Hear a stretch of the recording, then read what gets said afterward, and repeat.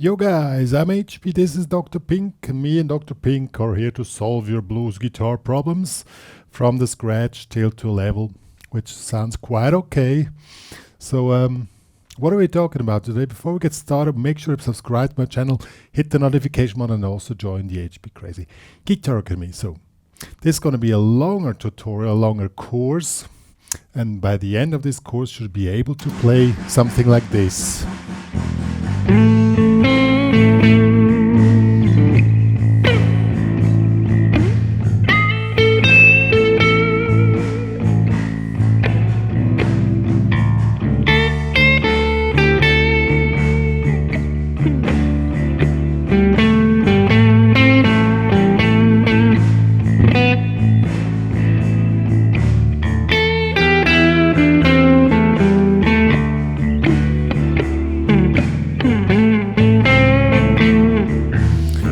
And so on. I just played one course of a standard blues form.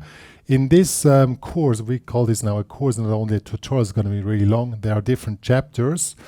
You're going to learn blues from the very scratch as a beginner. And at the end of this course, you're going to be an intermediate blues guitar player if you follow my instructions.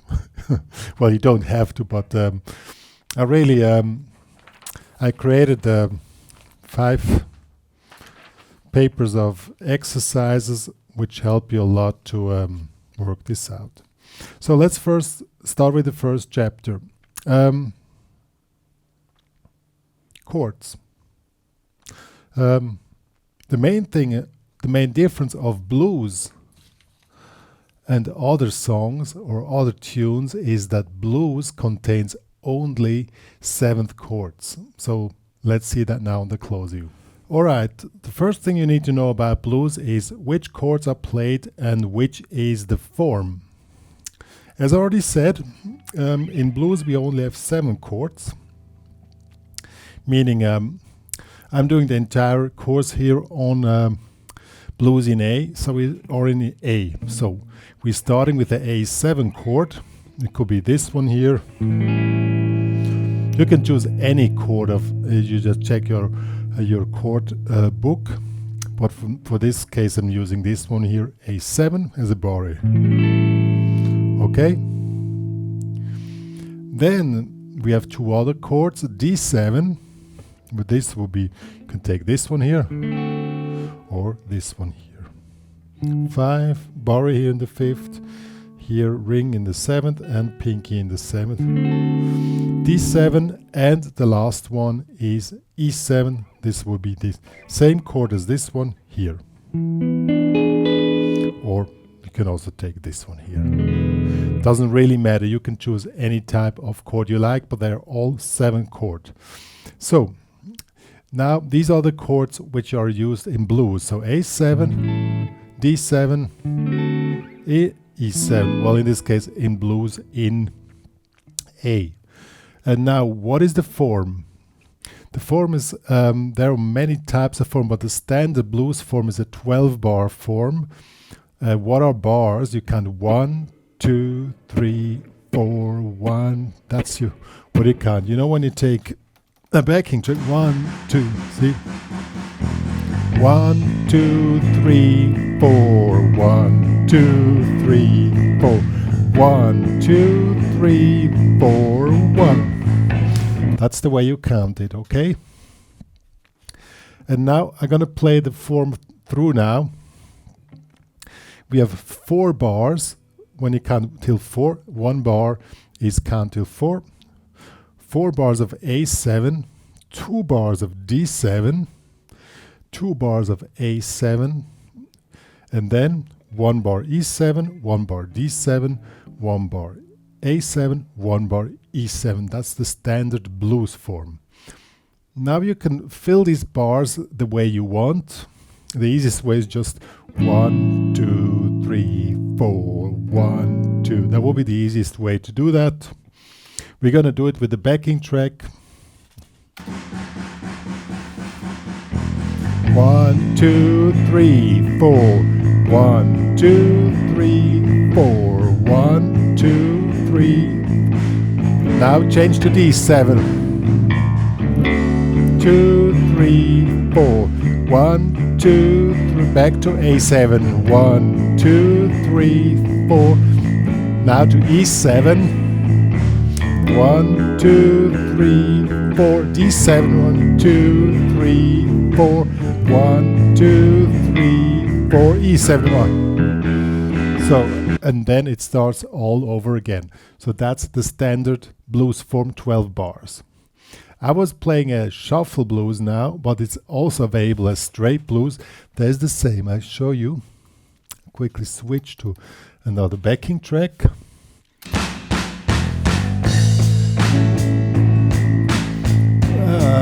I missed the entry. 3.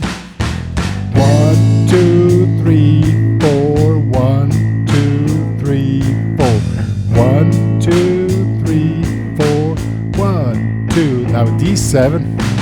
1, 2, 3, 4. 1, 2, 3, 4. A7, 2, 3, 4. 1, 2, 3, 4. E7, 2, 3, 4. D7, 2, 3, 4. A7, 2, 3, 4. E7, 2, 3, 4. So it's the same thing now in a straight blues setting. We come back to this topic a bit later, the difference between straight blues and shuffle blues, but there are also these two types of groove available. Good. Now we check the chords. As I said, you can use any chord of any type, just use 7th chords. Now we'll talk about the so-called L form. What is the L form? What it is there for? Before we had a blues in A. A7, D7, E7, the 3 chords. These are the 3 chords which are used. And how, if you want to play in another key like in G7, how do you want to find out the correct chords? It's really simple. You just take the root note as in A, here's the A, here's the D, here's the E, and this creates the L form. So A7, D7, E7. You can also make the reverse or opposite L form when you take the A up here. Here's the A, here's the D, here's the E. This is a reverse or opposite L form. And then you just put in the chords you like. Now if you want to go to another key, let's example in G, do the L form, here's the G, so G7, here's the C, here's the D, creates G7 to C7 to D7, or the opposite one, here G7, C7 and D7. That's a really simple method to find out the chords in any key in blues. Now here comes the next topic. I already mentioned it before, shuffle versus straight blues. What's the difference? If you hear it, you know, or that's shuffle, and straight is, that's the difference. And how do you make the difference in your playing abilities? First of all, when you play, the straight one is easier because it's really simple. You know, when you count 1, 2, 3, 4, you make 1 and 2 and 3 and 4 and 1, and that's a straight one. So 1 and 2 and 3 and 4 and, okay, that's the way you count it. 1 and 2 and 3 and straight one. 1 and 2 and 3 and 4 and 1 and 2. The shuffle is a little bit more complicated, but it's not such a big magical thing. When you want to get the prop, you can do it by ear, but if you want to have it really proper, there's a simple method to find out how the proper shuffle groove sounds alike. Now if this is the speed, okay, now you first make triplets. Triplets are 1, 2, 3, 1, 3 per beat. 1, 2, 3, 1, 2, 3, 1, 2, 3. So if you would play like the 1, 2, 3, 1, 2, 3, 1, 2, 3, 1. Okay, 1, 2, 3, 1, 2, 3. Now if you want to make the proper shuffle, you just mute the middle of the 3 triplets. Then it's 1, 2, 3, 1, 2, 3, 1, 2, 3, and that creates the shuffle groove. Okay, I can try it here. 1, 2, 3, 1, 2, 3, 1, 2, 3, 1, 2, 3, 1. That will be the playing the triplets. 1, 2, 3. Now we skip the middle one on the D. 1, 2, 3, 1, 2, 3, 1, 2, 3, 1, 2, 3, 1, 2, 3, 1.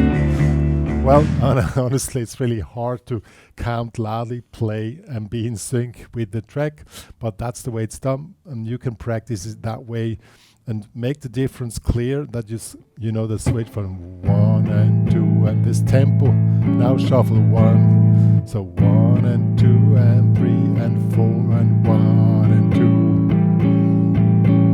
1 and 2 and 3 and 4 and interestingly, it's if you write shuffle groove and straight groove, it looks nearly the same, only there's a little note in the sheet music on the left top that 2 8 notes are not 8 notes, that there are shuffled 8 notes. But they're written exactly the same way. Now we talk about blues riffs. What are blues riffs? To understand blues riffs, you need to understand what the riff is normally expressing. You know, the riffs will be or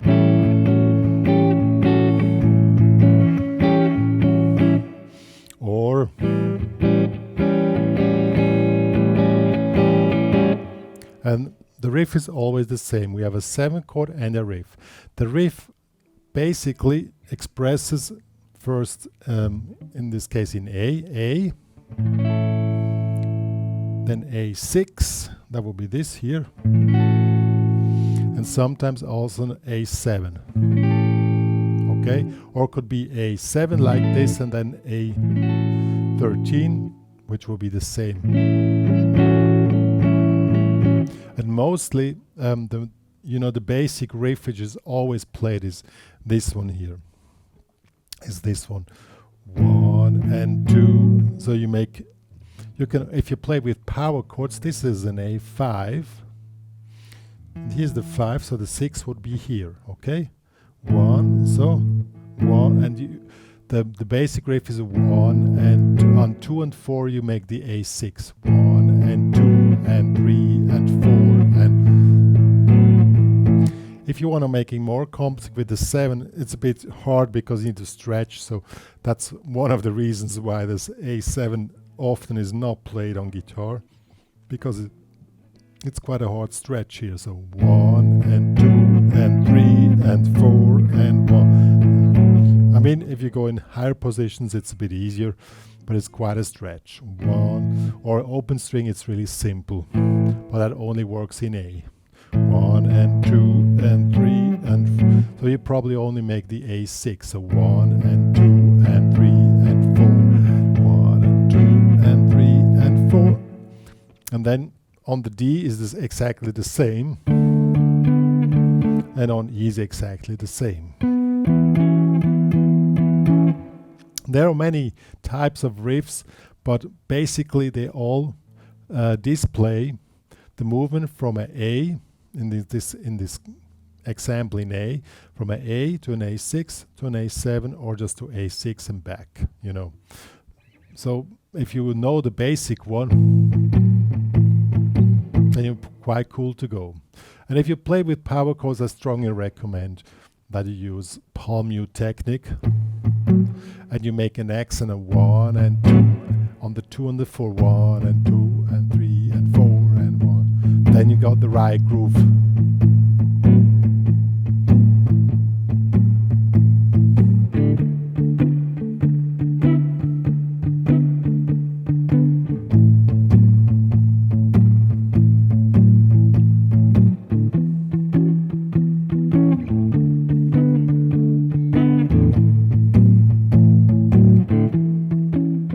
Then just play through the form with the riff. That's how it's done.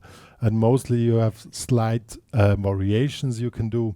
many variations, but that would now be too much for this tutorial, because this tutorial is more a course that you're able to play blues at the end. But I could make 1 hour just of blues riffs. But I just showed you now the basic one. Now we're coming to the more interesting part of blues, the improvisation. The good news is blues improvisation is really simple.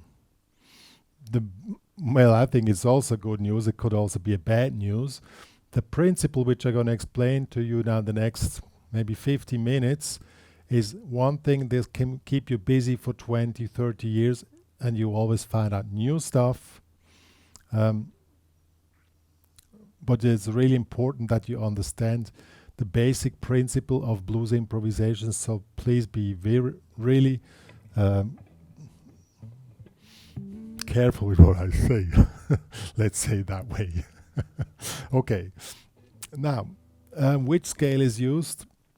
I'm just showing the basic movements now. There are also more advanced techniques, but the basic movements are the ones which really work, and many blues players out there, even known blues players, they only work. A good example of me is Albert Collins. If you know that guy. He's a great blues player, but he probably only plays in one position. That's the one I'm showing you here. So you're playing minor pentatonics. We're on the blues in A, so we play the A minor pentatonic, so we're starting here as well.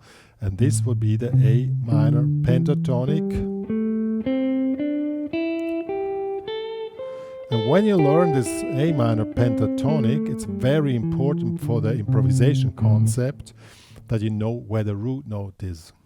You will see later why. So root note is here, of course, because we're starting here. Root note. After 5 notes, 1, 2, 3, 4, 5, comes the next root. Here's a root again. 1, 2, 3, 4, 5. 1, 2, 3, 4, 5. So we have 3 roots in this position.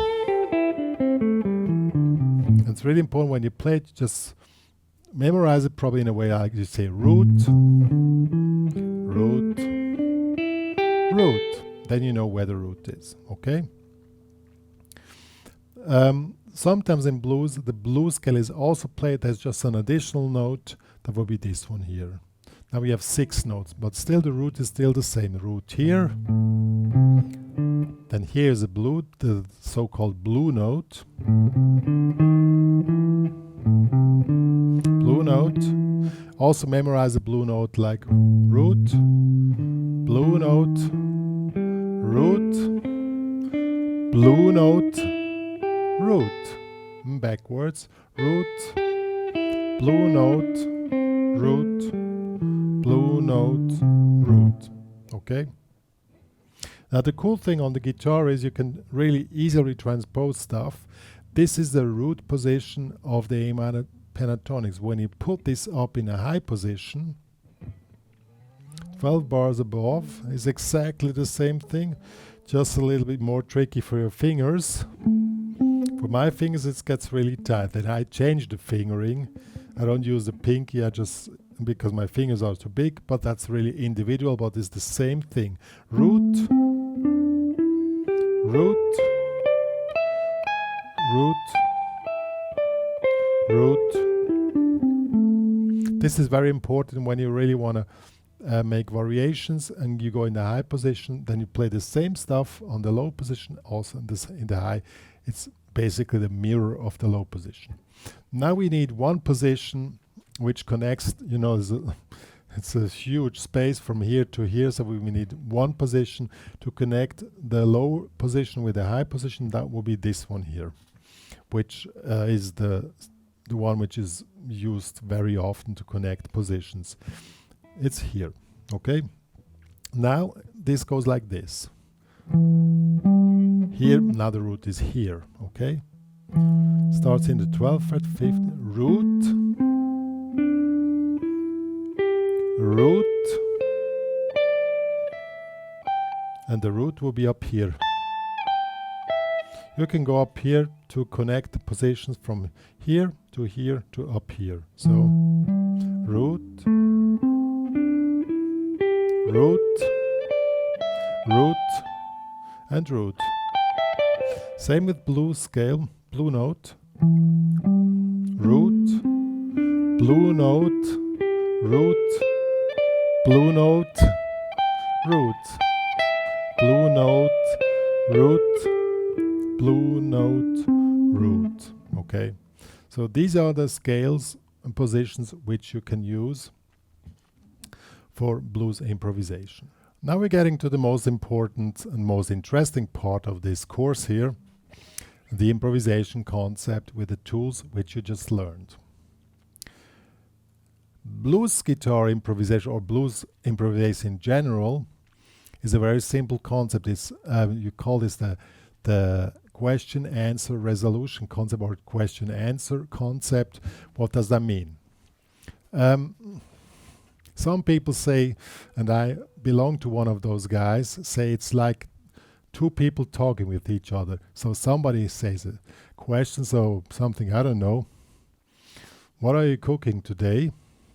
And normally when you talk with somebody, you have to ask twice, you have to repeat the question again. So we make two questions, then comes the answer. Okay, so what are you cooking today? Wait. What are you cooking today? Then comes the answer. Probably some salad. Wait. And then probably, and often people don't listen to each other, then comes the question again. What are you cooking today?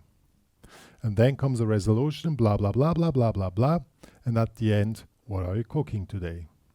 So we have, that's the principle of question, answer, question, resolution, question. In musical form, it means you play a motif of one bar. So if you do this here, when you want to create question and answers, that's the main principle is, I mean, it's just a basic principle to start. You don't have to do this all the time. Is you start on a root note and end it on a root note. So, and mostly start on the medium root note. So, question, what are you cooking today? Okay.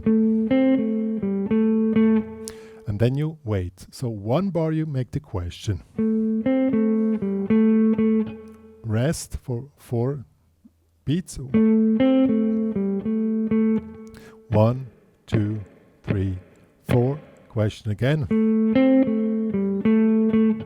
1, 2, 3, 4. Now comes the answer. And there also, basic principle, start on a root note, end it on a root note, probably go in a high position. When a man and a woman are talking with each other, then, you know, low voice, high voice, that could be an answer. Here on the root. And then again, rest. So 1, 2, there comes a question again. 1, 2, 3, 4. Now comes the resolution. The resolution, you have 2 bars time. And there, same thing, you play from root to root. In this case, you could do this, go from this root, or the opposite, from this root to this. You don't need to go directly down. You can also make little movements, but you start root, end on the root. Now let's see how that sounds in the concept.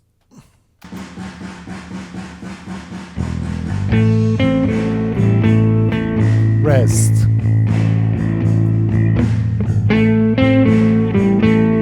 Rest.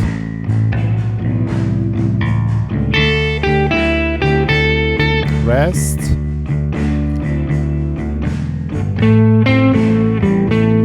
Rest. Now comes the resolution.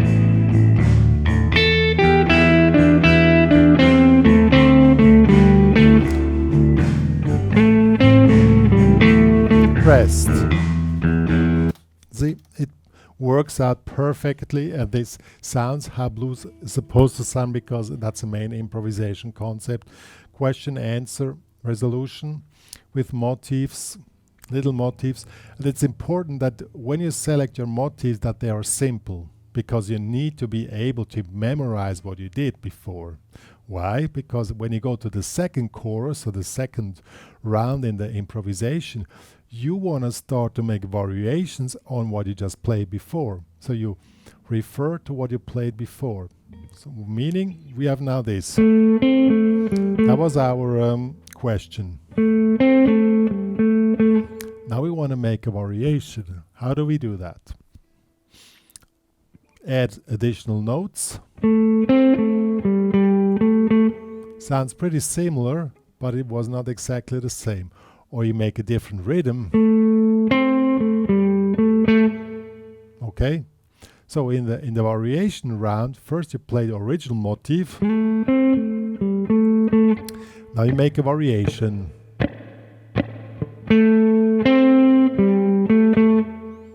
And this way your solo starts to develop, okay? That's really important. Same thing on the answer. Since we only have one answer, you can already do the variation there. And then we're going back to the original question. There you can make an additional variation. And the resolution can also be a variation of what you played before, okay? But it has to be really strict on the question answer thing. Resolution doesn't have to be so strict. Doesn't really matter so much if you don't remember what resolution you did, okay? I'm going to show you now, and then wait. I go directly to the variation now. Original question. Rest, now comes variation.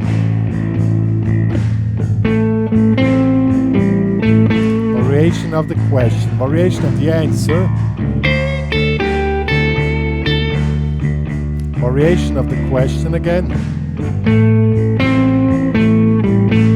Now different resolution.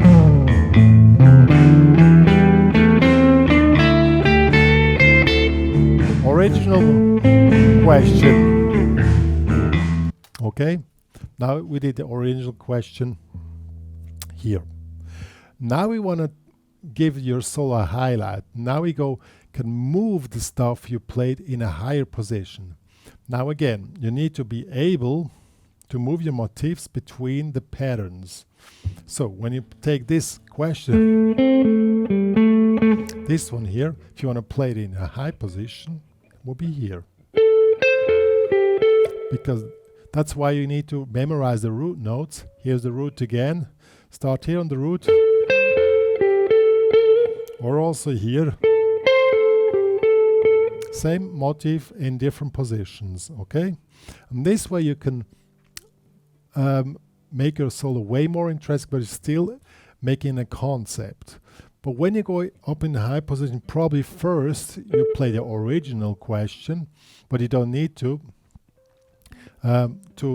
show that you're still building up, and then more and more you go into the variation modus, and then you can play more freely. Let's do that now. I'm going to go in the high position, play the same thing.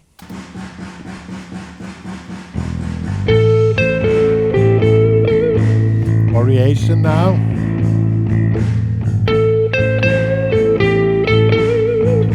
Answer, high position.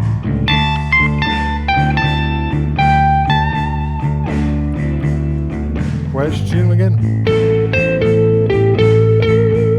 Now resolution.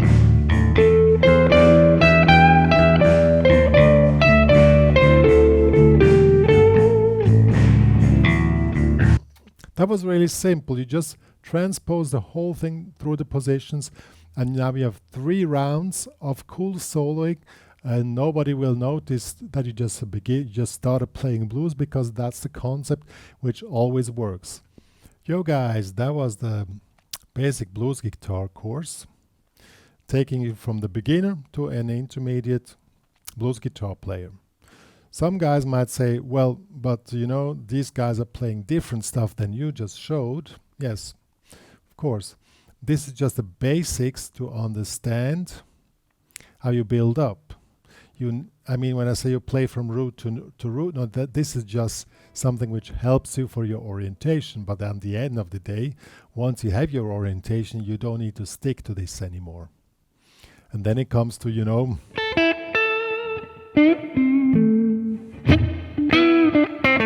and then of course some additional techniques come, but that will be more in the intermediate range. And but this is just to be able to play a blues and to understand the concept. The concept of question answer is something, as I said, when you stick to the rules, it works. But it also works if you sometimes don't stick to the rules. Or you stick to the rules, then you go out of the rules, come back to the rules. Or you first don't do the rules, then come to the rules. You know, all possibilities are available and they all work. As long as you have a concept. Because the listener, you know, probably some players don't even know about the concept, but because you heard this from many other players playing this concept, you automatically go into this type of concept. And this concept really helps you a lot to get some structure into your playing and will help you to manage the task of playing blues in an easier way than just trying out and, you know, it's just a way to help you to get into the whole thing. At the end of the day, when you really want to play blues, you don't think so much about these things anymore. As I said, these were just tools to help you to get from beginner to intermediate, and then you have your system like programmed a little bit on this kind of technique with question answer. And then you can start to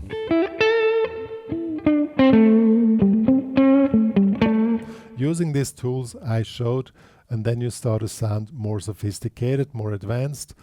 And then, of course, then faster passages are coming, but that's then more for advanced players. Yo, good. That's all. That was quite long, or not really. Good. I've talked a lot now in this tutorial. I put this together on 5 pages. Here. Oh, I totally forgot. Of course, the same concept works not only on shuffle blues, it also works on straight blues. It's exactly the same thing, just a different type. I can quickly show you. The same thing, just